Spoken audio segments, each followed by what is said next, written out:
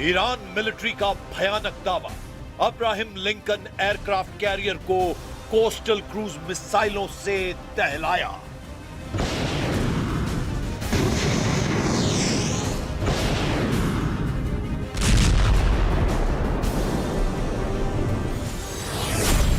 Israel पर हर एक घंटे में 10 मिसाइलों के धमाके करने लगा ईरान।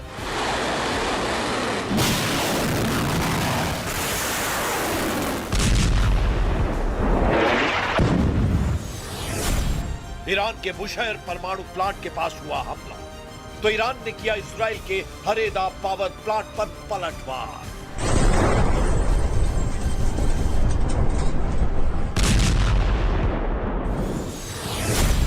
ईरान के रास्ते में पाकिस्तानी जहाज सेलन ने घुसने की जुर्रत की तो रेवोल्यूशनरी लड़ाकों ने दौड़ाकर हॉर्मुज से खदेड़ दिया है।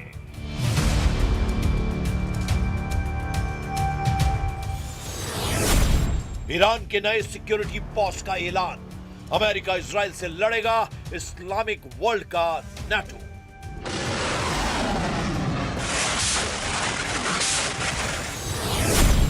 नेतन्याहू के ग्रेटर इजराइल में लेबनान का 10% खाड़ी के 7 देश पर कब्जा प्लान एक्टिव।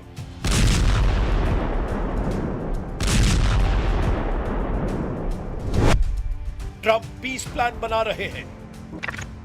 इधर ईरान ने दावा किया है कि ट्रंप गलत फहमी का शिकार हो चुके हैं, क्योंकि युद्ध तब तक चलेगा जब तक ईरान जीतेगा नहीं।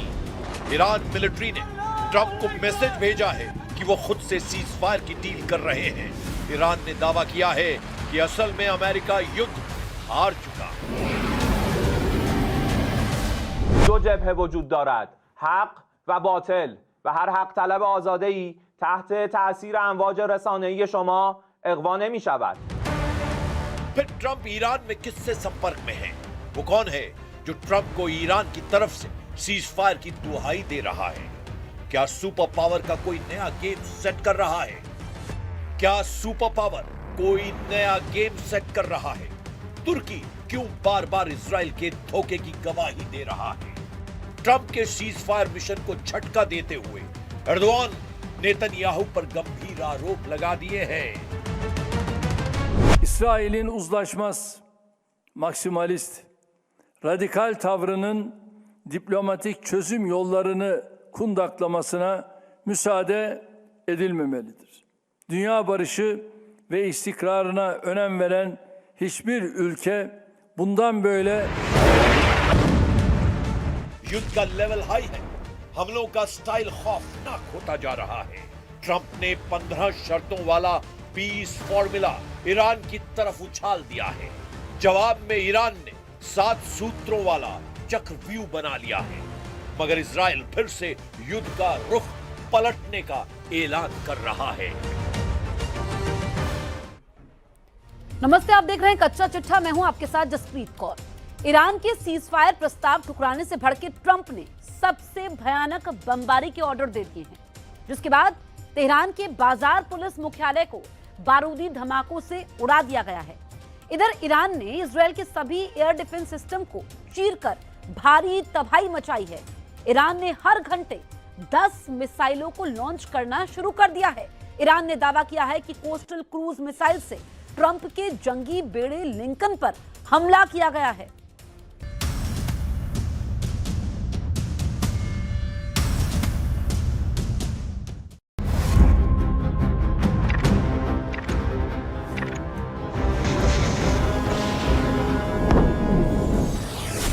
ईरान ने अपने बूशहर पावर प्लांट का बदला इजराइल के हरेदा पावर प्लांट को दहला कर ले लिया है। ईरान का यह पलटवार बता रहा है कि वो मिसाइल के बदले मिसाइल मारेगा, बम के बदले बम मारेगा, ड्रोन के बदले ड्रोन से जवाब देगा। Oh my God! चाहे इजराइल हो या फिर अमेरिका, ईरान हर हथियार का तोड़ निकाल ले रहा है। ईरान ने ट्रंप के सीज फायर प्लान की कार्ड जैसे निकाल ली है। एक तरफ ट्रंप दावा कर रहे हैं कि ईरान से बात चल रही है, ट्रम्प दावा कर रहे हैं कि ईरान टोटल सरेंडर के लिए रेडी है। The other side, I can tell you, they'd like to make a deal.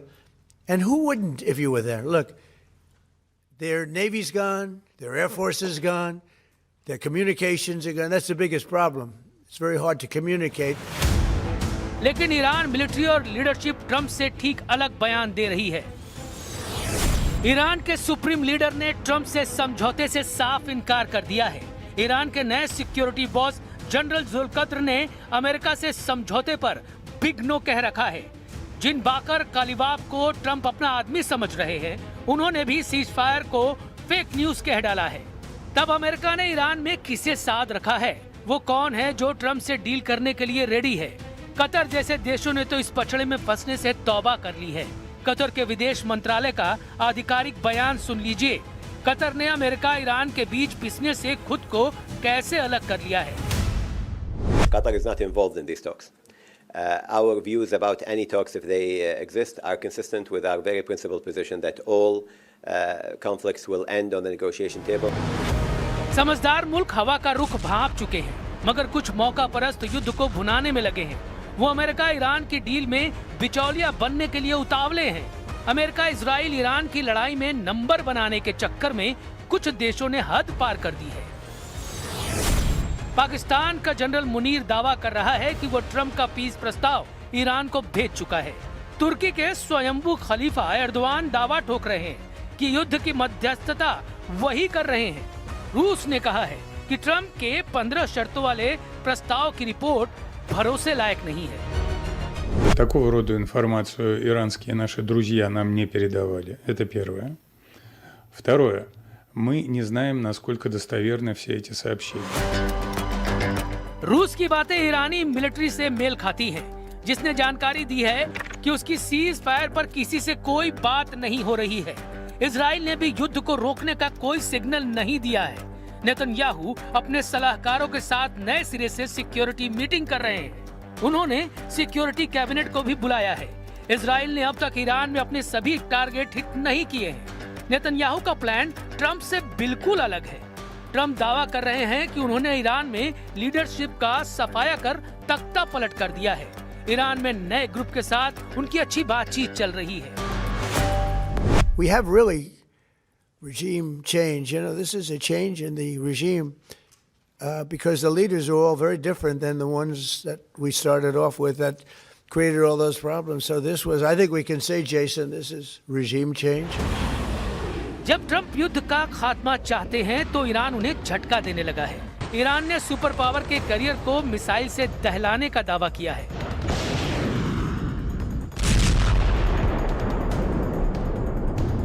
Iran ने कोस्टल क्रूज मिसाइल से लिंकर करियर को निशाना बनाने का ऐलान किया है। ईरान के जखीरे में कोस्टल क्रूज मिसाइलों की भरमार है, जिसमें कुछ की रेंज 2500 किलोमीटर तक है। जूनियर खमनेई की कुछ कुख्यात कोस्टल क्रूज मिसाइलों की डिटेल जान लीजिए। ईरान रेवोल्यूशनरी गार्ड के navy Abu Mehdi coastal cruise missile से लैस है, जिसकी रेंज 2500 किलोमीटर तक है। ईरान नेवी के पास होवेजे क्रूज मिसाइल है, जो सतह से सतह पर सभी मौसम में हमला करती है। ईरान की सोमार लंबी दूरी की क्रूज मिसाइल है, जो जमीनी टारगेट को निशाना बनाती है। इसके साथ राद, नस्र 1 और कौसर ईरान की बदनाम कोस्टल क्रूज मिसाइलें हैं। समंदर से जमीन पर चलिए, ये इराक में ट्रम्प का विक्ट्री कैंप है। ईरान समर्थक लड़ाकों ने सुपर पावर के विक्ट्री कैंप को धुआं कर रखा है। ड्रोन कैमरे से ली गई तस्वीरों में ट्रम्प के मिलिट्री कैंप पर बम धमाके साफ देखे जा सकते हैं। बगदाद एयरपोर्ट के करीब यह हमला हुआ है, जहां अमेरिका का ग्रीन जोन है। मतलब इराक में ईरान समर्थक लड़ाकों ने सुपर पावर को घेर कर मारना शुरू कर दिया है। ईरान ने अमेरिका की तरह इजराइल पर भयानक हमले तेज कर दिए हैं। इस्लामिक रेवोल्यूशनरी गार्ड कोर्प्स ने बताया कि सिर्फ 24 मार्च की रात को ही 220 मिसाइलें एक साथ इजराइल पर दागी गई। मतलब ये कि ईरान ने हर घंटे औसतन इजराइल पर 10 मिसाइलों की बौछार की है। वहीं इजराइल डिफेंस फोर्सेस के मुताबिक इजराइल के मल्टीलेयर एयर डिफेंस सिस्टम ने ईरान की 70% मिसाइलों को हवा में मार गिराया है। बावजूद इसके आयरन डोम, एरो सिस्टम और डेविड स्लिंग को चीरकर 30% मिसाइलों ने इजराइल को भारी नुकसान पहुंचाया है। ईरान अब फत्ताह 2, सेज्जिल, इमाद और खुर्रम शहर 4 मिसाइलों का इस्तेमाल ज्यादा कर रहा है। इनमें कुछ मिसाइलों में क्लस्टर वॉरहेड लगे हुए हैं जो भारी तबाही मचा रहे हैं। ईरान के घातक पलटवार शुरू करने के बाद ट्रंप को यूरोप के देशों ने इराक जैसी हार की वार्निंग देनी शुरू कर दी है। स्पेन के प्रधानमंत्री पेड्रो सांचेज ने ईरान वार के साइड इफेक्ट बताकर यूरोप को अलर्ट रहने को कहा है। Puede que este desastre de Irán pase pronto o puede que la pesadilla de Irak se repita, pero en esta ocasión multiplicado por n. युद्ध का खात्मा जल्द हो, इसकी उम्मीद सब लगा रहे हैं। ईरान ने भी सिग्नल दिए हैं कि उसकी शर्तों पर ट्रंप अगर राजी हैं तो युद्ध रुक सकता है, लेकिन ये शर्तें ट्रंप को हजम होंगी इसकी गारंटी नहीं। ईरान चाहता है कि फारस की खाड़ी और पश्चिमी एशिया में सभी अमेरिकी सैन्य ठिकानों को बंद कर अमेरिका वापस लौट जाए। ईरान ने मांग रखी है कि होर्मुज स्ट्रेट से गुजरने वाले सभी कारोबारी जहाजों से टोल टैक्स वसूलने का अधिकार सिर्फ उसके पास रहे। ईरान को युद्ध के दौरान अमेरिका और इजराइल के हमलों से हुए पाई के नुकसान की भरपाई चाहिए। ईरान की ट्रंप से डिमांड है कि उसके ऊपर लगाए गए सभी प्रतिबंध हटाए जाएं।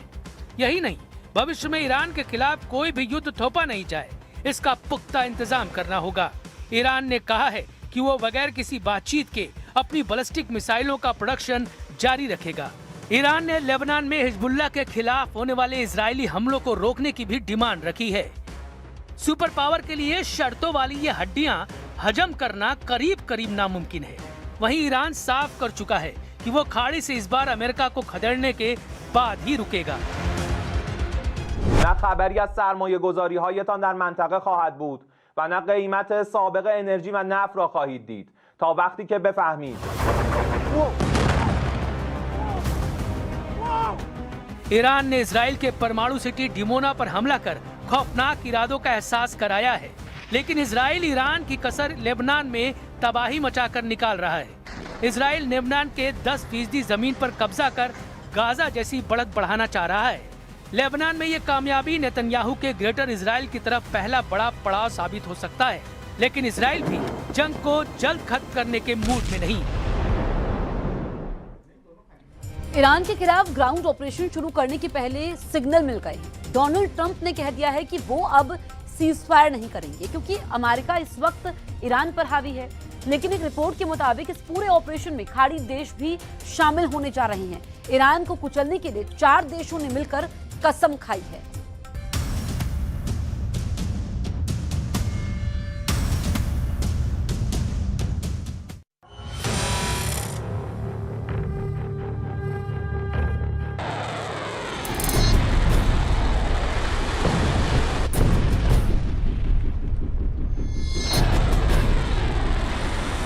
अमेरिका की फौज तैयार है।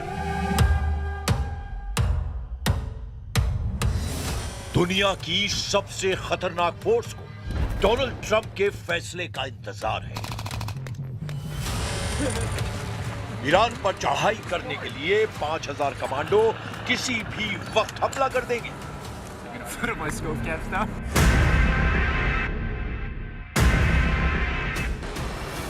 लेकिन इस फौज का ईरान में टारगेट क्या है, ये सबसे बड़ा सवाल है, क्योंकि 24 घंटे के अंदर युद्ध बदल चुका है। क्या डोनाल्ड ट्रंप अब ईरान के खार्क द्वीप पर नहीं बल्कि खुजेस्तान पर हमला करने जा रहे हैं? क्या अमेरिका के ग्राउंड ऑपरेशन में सऊदी अरब भी शामिल होगा? बहरीन, कुवैत, यूएई और कतर भी ईरान से लड़ने के लिए फौज भेजेंगे? क्या ईरान के खिलाफ खाड़ी देशों को मिलाकर अमेरिका ने शुरू कर दी है वर्ल्ड वॉर?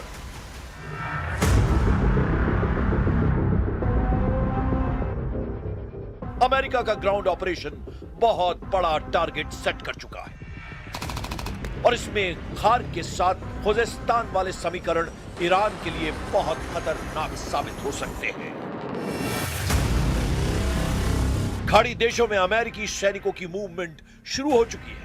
अमेरिका के 5000 कमांडो जब खाड़ी देशों की फौज के साथ ईरान में घुसेंगे तो क्या होगा?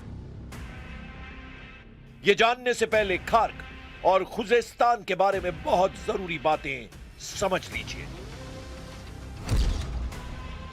मैप पर देखिए, यह है खार्क द्वीप, यह फारस की खाड़ी में है।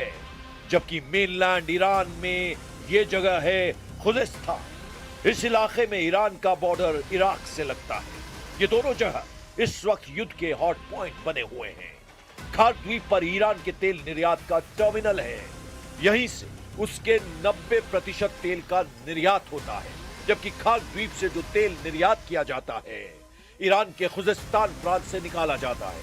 खुजेस्तान को ईरान की ऊर्जा राजधानी कहा जाता है। ईरान का 80% तेल खुजेस्तान की जमीन से निकाला जाता है।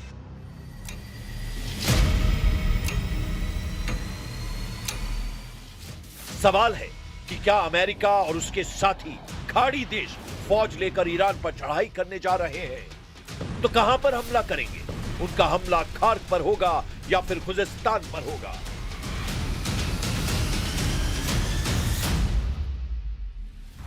और दोनों मोर्चों में से हमला कहां करना ट्रंप के लिए आसान साबित होगा। अमेरिका की फोर्स खुजेस्तान पर पहले हमला कर सकती है, क्योंकि यह ऐसा इलाका है जहां अमेरिकी सेना को फौज की रसद, सप्लाई और बाकी कम्युनिकेशंस बनाने में कम मुश्किल उठानी पड़ेगी। यह एक समतल इलाका है जहां किसी फौज के लिए ऑपरेशन करना आसान है। लेकिन उससे पहले सवाल कि क्या खाड़ी देश अब अमेरिका के साथ मिलकर ईरान पर चढ़ाई करने जा रहे हैं? अमेरिका और खाड़ी देशों की कोशिश है कि वो इस युद्ध में ईरान के खिलाफ 12,000 सैनिक शुरुआती दौर में उतारें।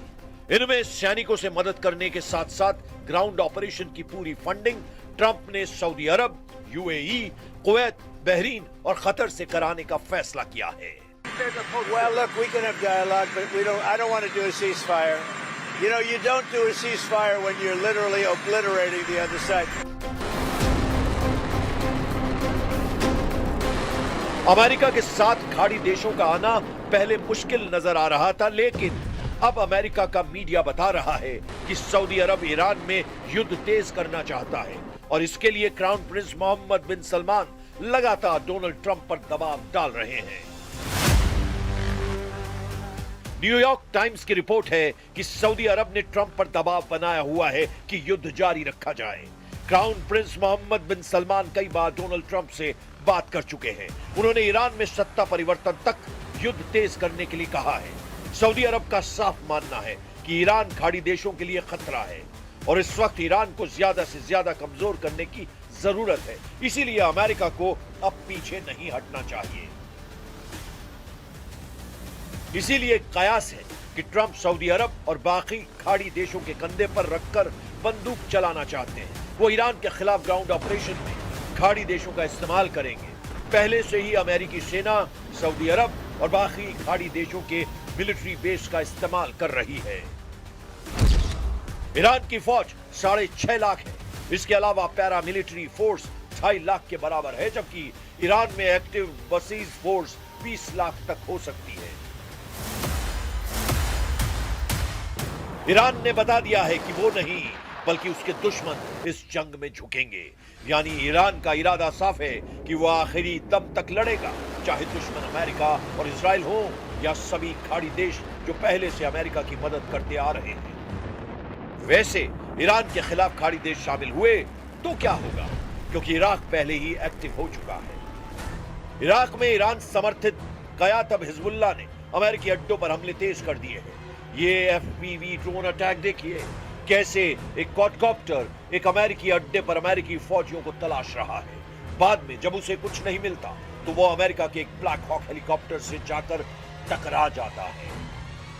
There is still the risk of escalation if Iran-linked proxy groups mobilize, and by that I mean Hezbollah in Lebanon, Iran-linked militia inside Iraq, and importantly, the Yemen-based Houthi movement that has threatened to attack shipping lanes in the Red Sea and has done so in the past. So we know they have some naval capability that could create disruption. इस युद्ध में तुर्की पर भी सबकी नजर है और Erdogan ने अरब देशों से कहा है कि वो इस युद्ध में शामिल न हों। सऊदी अरब, यूएई और कतर का दौरा करने के बाद तुर्की के विदेश मंत्री को इस बात का एहसास हुआ जबकि ये सभी देश ईरान के खिलाफ युद्ध में उतरने के लिए तैयार हैं।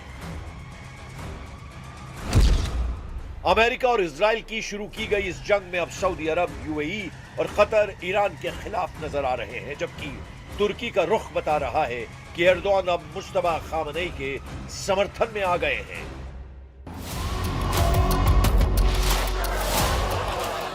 ये ऐसे वक्त में हो रहा है जब ट्रंप के 5000 कमांडोज ईरान की सरहद में दाखिल होने के लिए तैयार कर दिए गए हैं।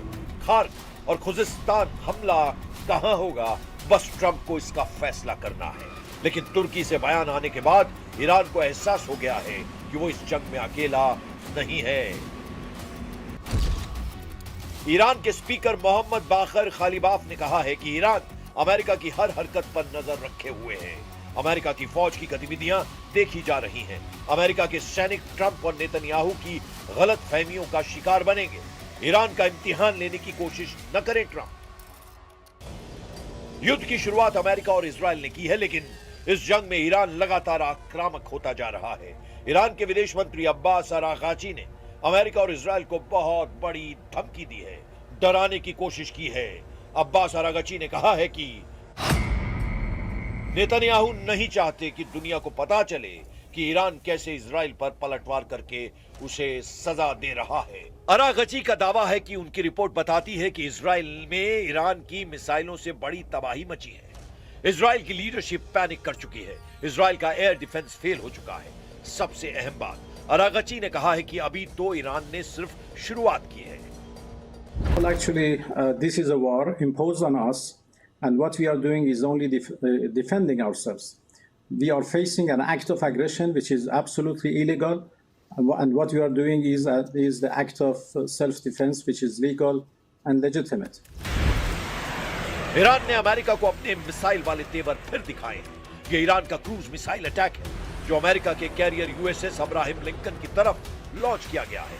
अमेरिका का ये कैरियर ग्रुप अभी ईरान से सुरक्षित दूरी पर है, लेकिन ईरान ने बता दिया है कि वो अमेरिकी नौसेना को करीब भी पटकने नहीं देगा। ऐसे में अमेरिका का ग्राउंड ऑपरेशन कितना कामयाब होगा, इस पर सवाल उठने लगे।